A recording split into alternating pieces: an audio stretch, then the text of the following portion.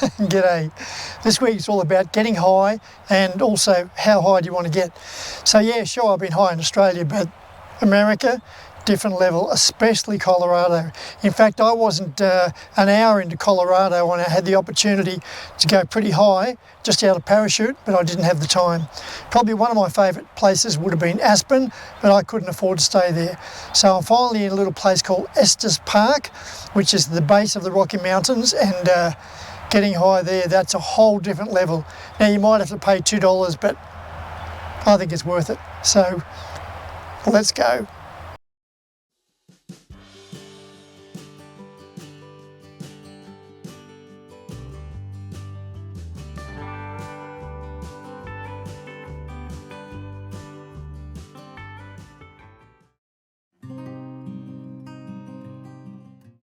Green of Colorado compared to Utah, which is about 150 miles, but very different.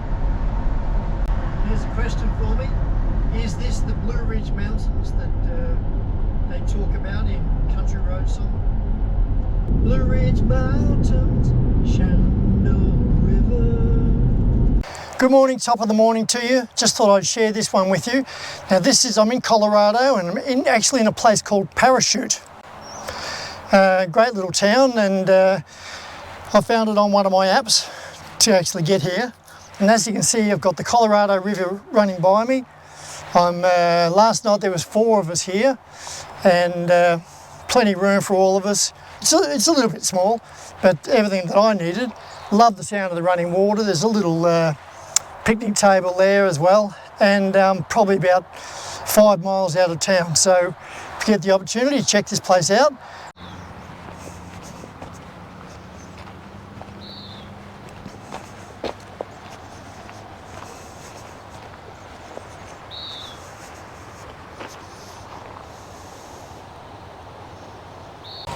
Well, a busy day in Parachute Library. Thank you very much to those ladies who helped me out there. And now I'm about to scoot off to Carbonvale, which is about, I think about 45 minutes to an hour. It's on the way to Aspen, the Billionaires Club. Ooh, Kevin Costner's got a house there. Maybe he'll let me put the RV in his driveway. Today, for the first time for a long, long time, I experienced that wet stuff that falls from the sky. So guess I better get used to that. Maybe the hot summer's starting to wane. I'll be grateful for that as well. Good morning, top of the morning to you. I'm setting myself up here in Glenwood Springs, which is the beginning, I'm thinking, of the snow area, the ski area. And I see up there's a chairlift, and it really feels, I don't want to be, sort of pigeonhole it, but it really feels like a very wealthy area. So I'm just going to pop over to the library for a few hours to edit this week's video, and then I'll show you around town.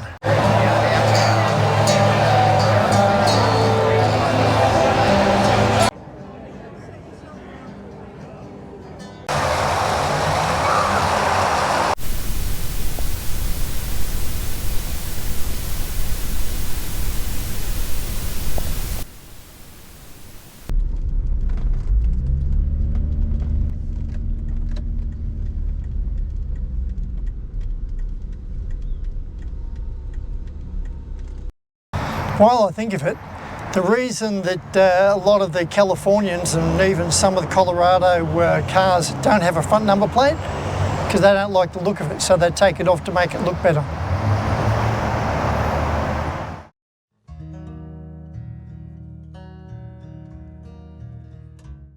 G'day, I'm here not quite the crack of dawn. I've had a bit of a sleep in from last night's big thunderstorm that I experienced while I was sleeping in town in my RV. Now I'm at the trail, beginning of the trail to Doc Holliday's burial site, which is called the Linwood Cemetery. It's got a bit of a history to itself, but basically the original cemetery, which was in town, was moved because the water was running through. They were concerned about the water running through over the cemetery. So they had all of the bodies moved up to this new cemetery. Doc Holliday died a day after the big move, so he was originally deposited here. Now, I'm not here out of respect, that's the last thing I am. Just I have a bit of an intrigue about cowboys and Indians, and Doc Holliday has definitely got quite a history to him. So his name's John Holliday.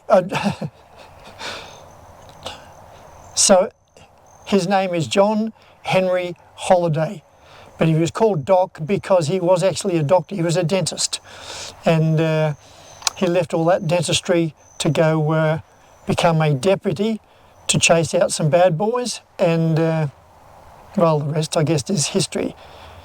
So let's go and check out his grave.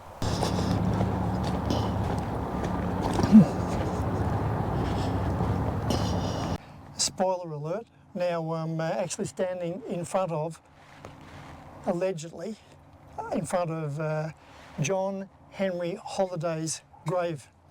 Allegedly, this is why I'm saying it's a spoiler alert. There's a sign just up there, and if you jump on Google you find the same thing. He died destitute, so not a dollar in his pocket. And it suggested that in fact he didn't really make it to here. He went up in the pauper's grave, and the paupers is for apparently prostitutes weren't allowed to be in a proper grave, so ladies of the night would go up there. People who'd been in accidents and so on and so forth that didn't have any cash, the local county would bury them up there. So it is some possibility that Doc Holliday is actually buried up there. But we don't want to take too much romance out of this story, so we'll call this Doc Holliday's resting place.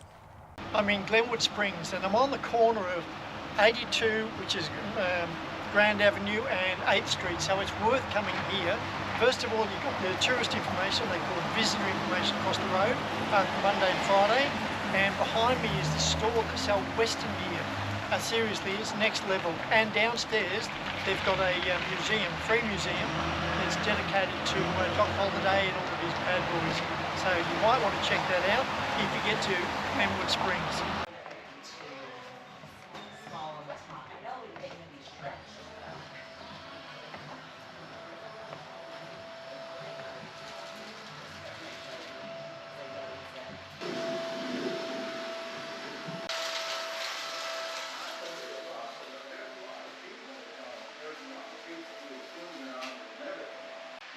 One of the interesting things about this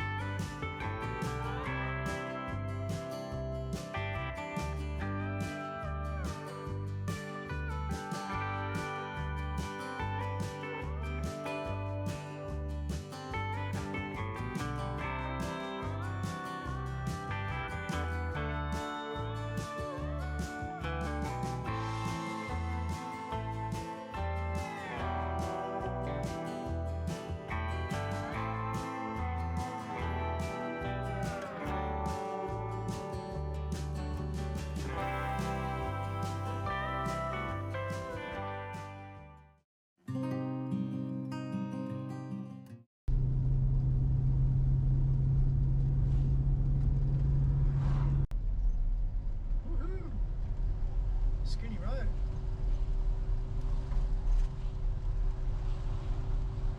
Let's hope this is one way.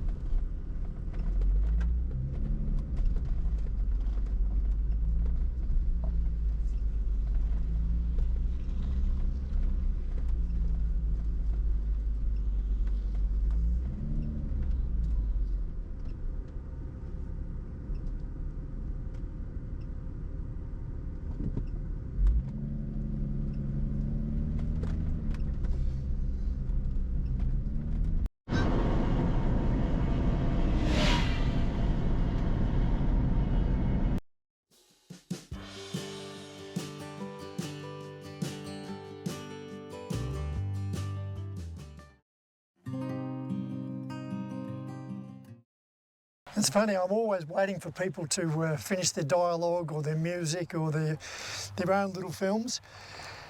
The Russians came down and I was sure they were Italian. We're immigrants. They're what? We're not Russians, we're immigrants. They're immigrants. Immigrants came. Some immigrants. We are mostly refugees. Refugees from Russia. Oh, there you go, they're refugees. They might as well have stayed here with the conversation. Refugees from Russia, and the young lady did the splits because she's a gymnast, and the other lady did the so they're both, I don't know what the story is, but I didn't know they were Russian. I thought they were Italian. So, oh, you're Italian. No, they're Russian. Sorry about that. Anywho, about where I am. This is the highest, apparently the highest drivable road in all of America, allegedly, and it's on the Continental Divide or something similar to that. And I'm definitely in the Rockies, and I'm in the high Rockies. I'm right up 12,000 feet. It's the sort of place that you wouldn't want to start running just because you would. So I'm not finding any difficulty breathing. But then again, I'm gabbing on, so it's not too much of a worry. I'll probably have to do this whole video start again, but as you can see, I'll get out the road. Outstanding view, and you can see, I think, I know I'll spin it around, but there's still snow up on the mountain. So yeah, it's pretty high. Check it out.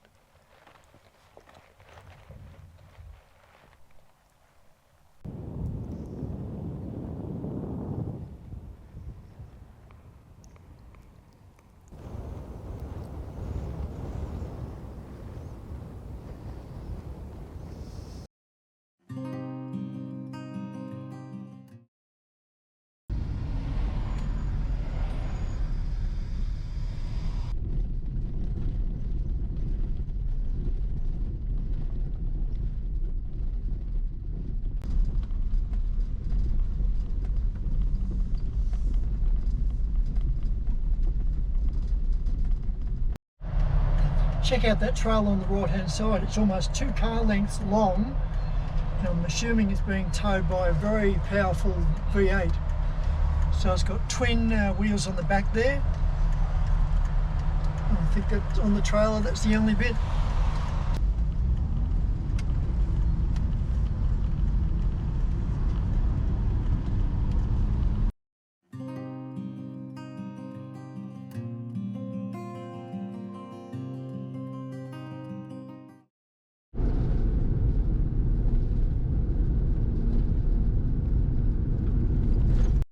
Okay, even though it's raining, this is a little extra you can pay for or reserve, and it means you can go up this particular road. And apparently it's pretty impressive. Just all we need to do is stop that rain. Here I am scooting up Bear Lake Road, and the bus just past us is one of the free shuttles up to Bear Lake. So you might want to make use of that.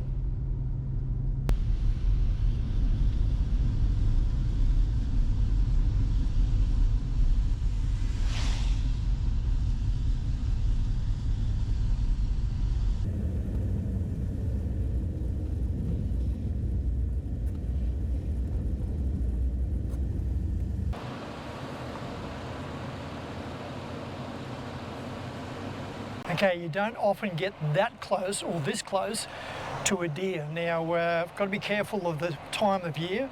I think at the moment it's about another month before they start rutting, and we definitely don't want to get involved in all that. That's when they get a little bit frisky and get a bit angry.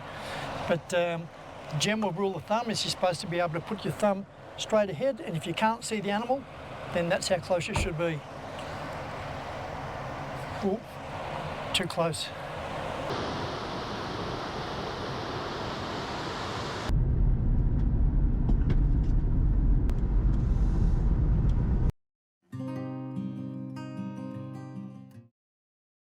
So what's the difference basically between a deer and an elk? So the main differences are going to be the size of them. The elk is going to be larger and also have a bit more of the bulky fur. Show the photos. And also the antlers are going to be bigger. So you can kind of see the size difference, especially with the two antlers. You can just tell from just that how much. And also our elk here always have these white butts, which is a good way to tell a difference.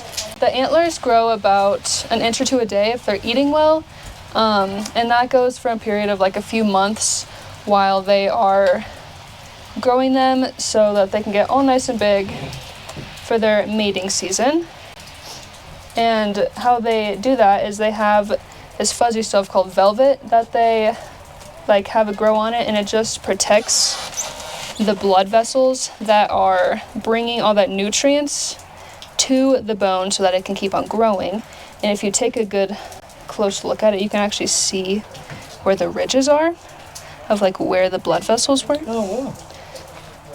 You can actually tell. And a fun little fact is they're actually really sensitive during that time. So if you were to like go and touch their antler while it's growing with that velvet on, it would have like an indent. It's that sensitive. So antlers are always going to be made out of bone, and our antlers here are from the moose, from the elk, and our mule deer. I'm at Bear Lake, and unfortunately it's raining a little. Still looks pretty good though.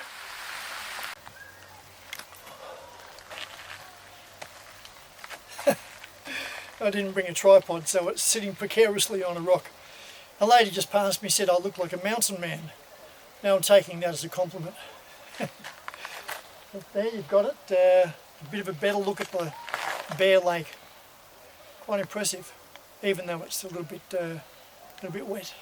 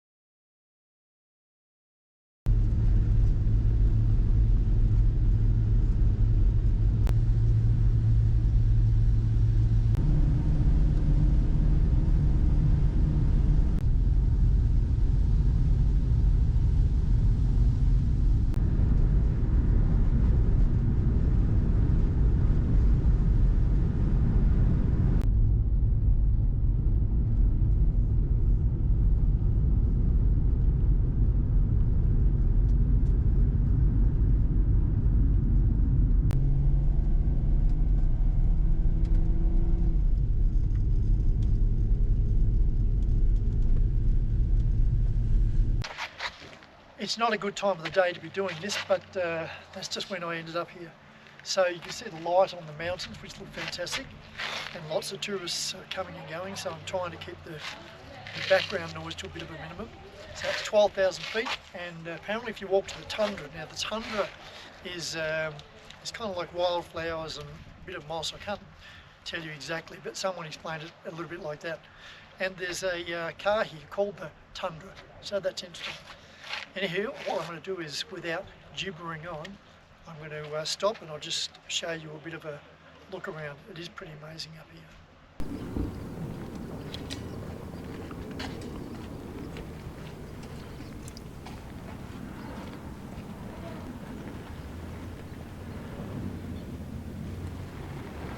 There's a sign over there that says warning. Some people may suffer from altitude sickness. Turns out that's me. Slight headache, lightheaded, hard to breathe, and slightly disoriented. More so than normal. Well, that's me. Says the cure is drink lots of water, which I'll do right now, and go down to a lower altitude. So that's what I'll do. But if you get the opportunity, come up to this place. It's really great. Okay, back home to Estes Park.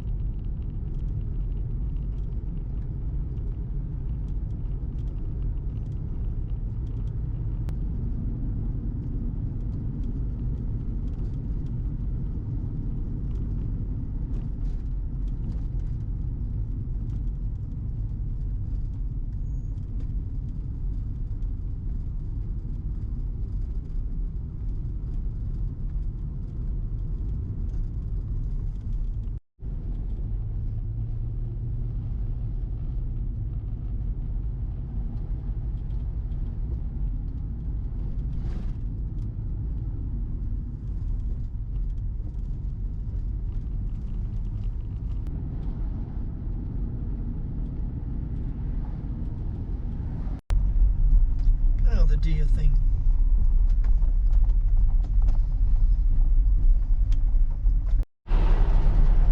Impatient. Double lines. Night time.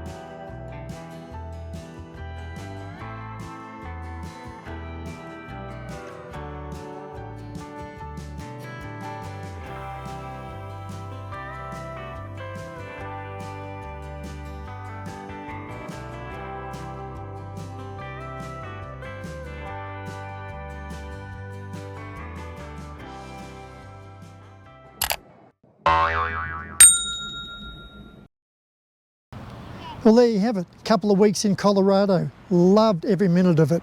I found a few places I was surprised I'd never really heard of, especially this place here called Estes Park, which is the base of the Rocky Mountain National Park. Love going in there.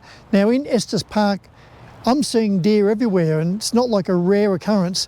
And last night I saw a funny situation where the deer were eating the flowers in the little town basket or whatever you call it. That was a bit amusing.